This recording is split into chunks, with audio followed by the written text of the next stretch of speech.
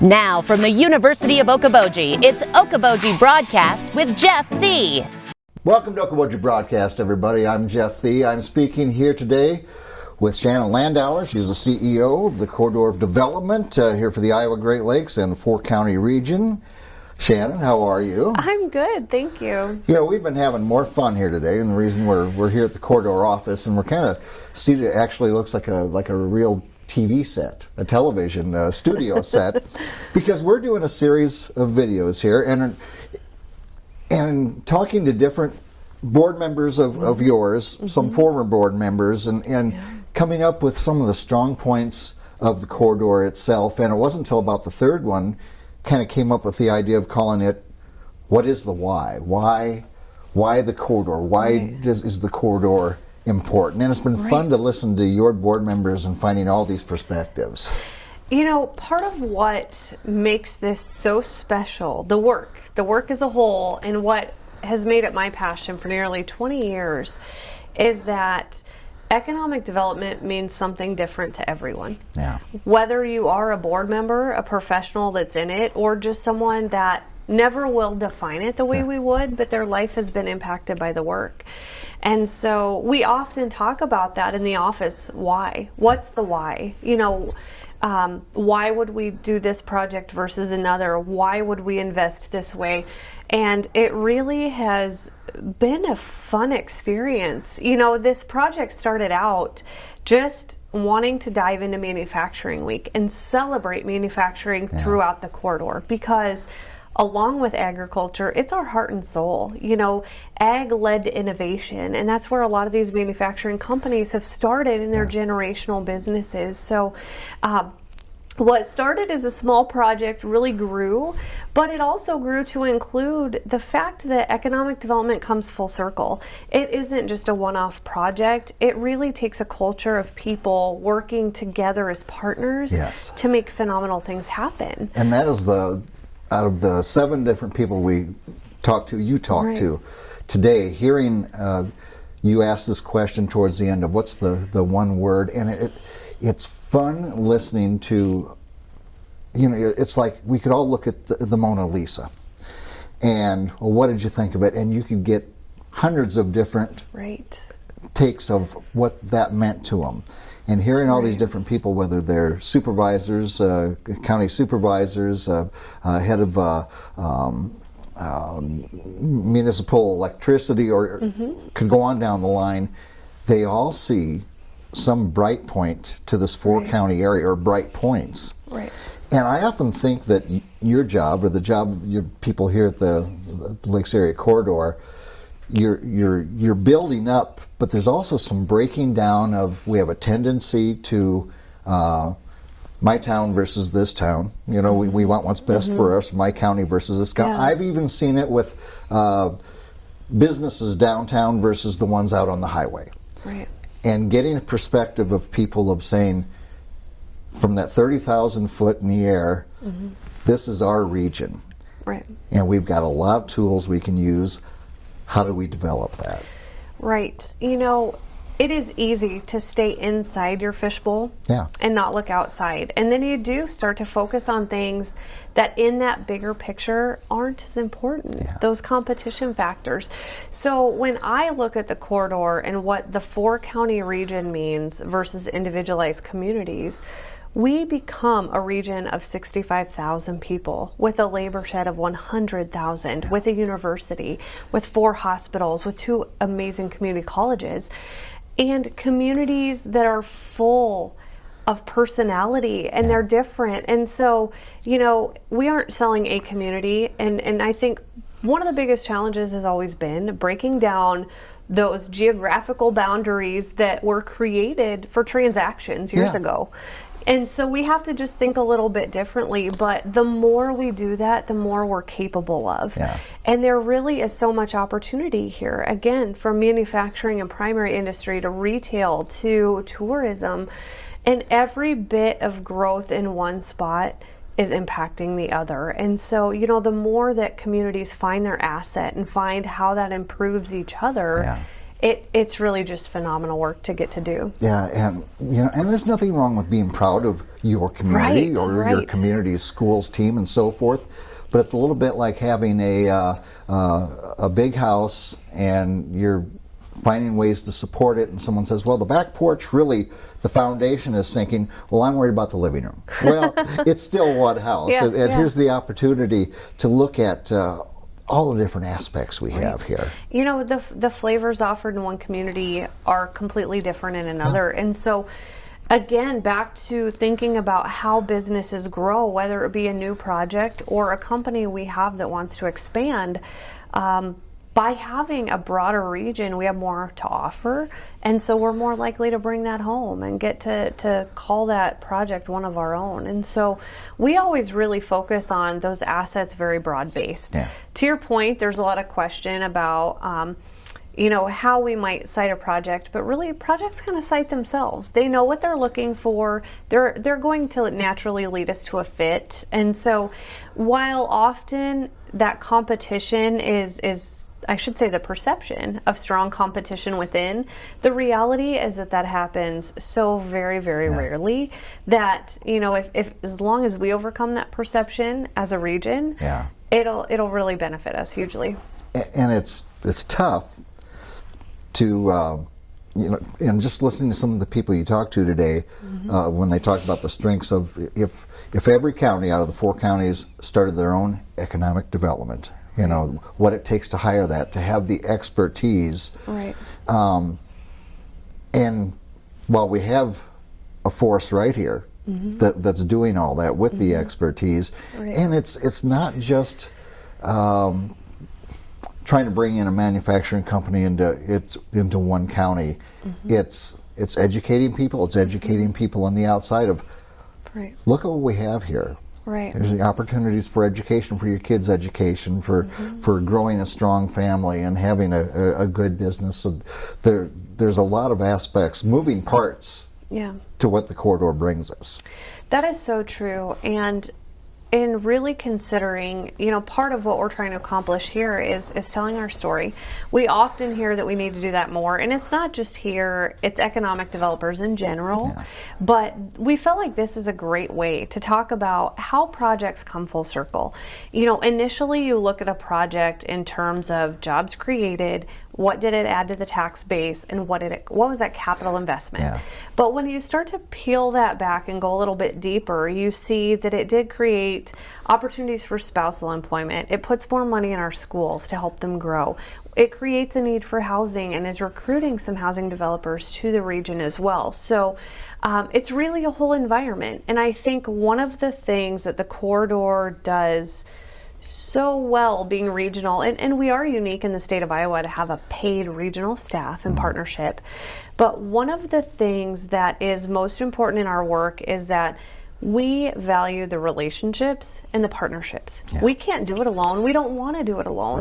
Our partners at the chambers do phenomenal work. Our community colleges are doing phenomenal work. We're the connector. We're making sure people get what they need. At the end of the day, we can't be that provider of everything. And so we see our partners again at the colleges. Buena Vista University is doing amazing work in entrepreneurship. Cirrus is working on manufacturing 4.0 to make sure our companies are ready for that next generation of manufacturing. And so the more we can bring things to the corridor and our companies, the better off we are. And that whole economic development ecosystem here is so strong. I think that's a big part of the what is the why there. And it's the partnerships you talked of. These entities can't do it all themselves. You can't do it all yourself. Here's where you take that opportunity. If we do this together and we educate people and we get the word out, that's when the work really starts. And someone else made the comment of, economic development does not happen fast. You can identify a problem, but not all problems are long term. We talk about employment, or the workforce, but the workforce wasn't such a problem before COVID. I mean, people needed people, but there's a real shortage for a lot of people right now. That's short term, but you got to keep looking to the future. What are our needs going to be?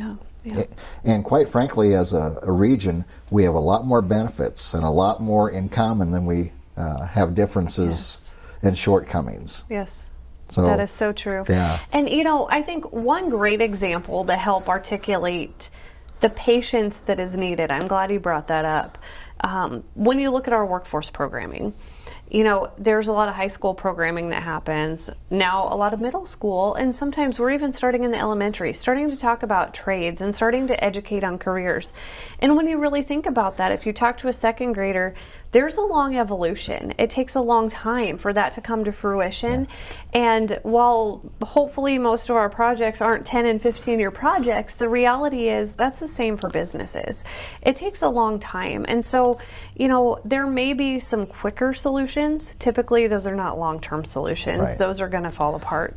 And so, a lot of our work, while economic development is often thought of as attraction work, it is honestly a very small piece. Yeah. We always answer the phone. We're always looking for what can help our businesses grow and sustain. But in looking at our existing industry work, we're hitting near $175 million in expansion projects and nearly 200 new positions just by growing our own. Yes. And that is such a more sustainable way of growing. And you'll hear in these interviews conversations about these generational companies. And, their heart was here in the corridor and they wanted to make sure it stayed. And so when we get to hear about those nearly 100-year companies here, it happened for those reasons. They grew, they had support growing, and that really is the heartbeat of a good, strong economic development corporation, is to take care of what we have and help them. Indeed. And as I listen to more and more people talking, I find out just how deep our bench is for our 4 counties. Yes. We're not just a mining community or just an agricultural committee or communities. We've got a lot of assets out there, so we've got a deep bench that people are very, very proud of and proud to have, and becoming more and more proud to share. Yes. One of the things that will come out in these videos that I think is something kind of unique in Iowa is that truly, if we have a project, we can get the governor in the room for a meeting, or a department head like a Debbie Durham, or even the federal delegation. We have access, and that doesn't happen everywhere. No.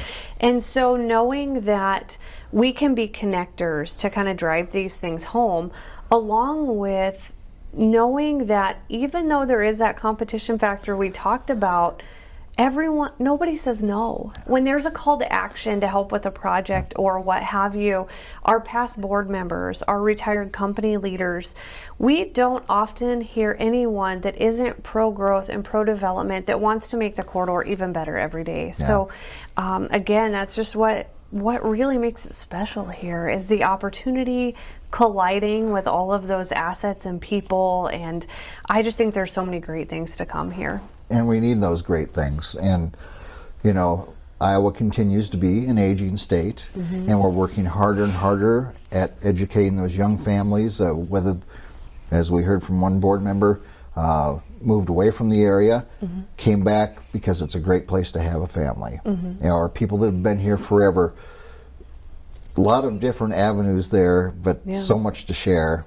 But we need to keep bringing in those young families and keep the people that are here already. Yes. But there's one way to keep instilling that future, and this is just another avenue to do that. It is. We hear about workforce. Yeah. Lots about workforce. But workforce isn't one line item in our book. Our playbook on workforce includes housing, and then housing breaks into lots of things, and there's childcare, and there's education, and reevaluating workforce programs and how we offer employment. It's just a really interesting time in development. I feel like the profession is changing, our communities and business environments changing. And so we have to be very adaptive with our programs and approaches and constantly learning. But again, articulating the value proposition, to your point earlier and what you'll hear in some of these videos, we aren't a service business that bills hours. We aren't a retailer that sells pieces and parts. What you get with the investment in the corridor is expertise that can be spread throughout the region. And so I think this video series is just really important to really articulate why we're here Yeah. and why we do what we do and what kind of an impact we're having. And when you think about just the few people we're interviewing, and that is tenfold out in our communities, it's just amazing and humbling to think about how we get to help and get to be a part of these businesses. And I've always really believed in giving back as a professional, but really getting to think about the jobs we create, the people we may not ever meet that get to take those jobs and make their lives better. Yeah. I mean, it's just a pretty neat thing we get to do every day. Yeah, very, very true. So we'll look forward to seeing these videos. The quarter's going to be distributing them and doing more, and just keep finding out why is the corridor important, but also why is Northwest Iowa a wonderful place to live and work and play. It's easy to just drive around every day, but I'm telling you, the amazing things happening here are just unbelievable. Yeah. So it's great. To be continued, that's for sure. Yeah, thank you so much. The good things just keep getting better around here. Exactly. All right. Shannon, thanks for being here with me today. Yes. You bet. Shannon Landauer again. Here from the Iowa Lakes Corridor Development Corporation. We want to thank her for being here with us, and we want to thank you for watching us right here on Okoboji Broadcast. Okoboji Broadcast from the studios at historic Arnold's Park Amusement Park is brought to you in part by the Scott Troutman State Farm Agency in Spirit Lake, Quest Wealth Management, a financial advisory practice of Ameriprise Financial Services, advisor Jan Spielman, AJ Spielman, and Erica Wachholz. The headquarters of the University of Okoboji is at the Three Sons, open Monday through Saturday 10 to 5 and Sunday from 10 to 4. Bank Midwest, dream big, plan wisely, live well. Lakes Regional Healthcare and Avera partner, Ruthven Locker at the Lake, where carnivores are welcome on Hill Avenue in Spirit Lake. Beck Engineering in Spirit Lake. Be Radiant Laser Skin Studio in the Okoboji Plaza in Okoboji.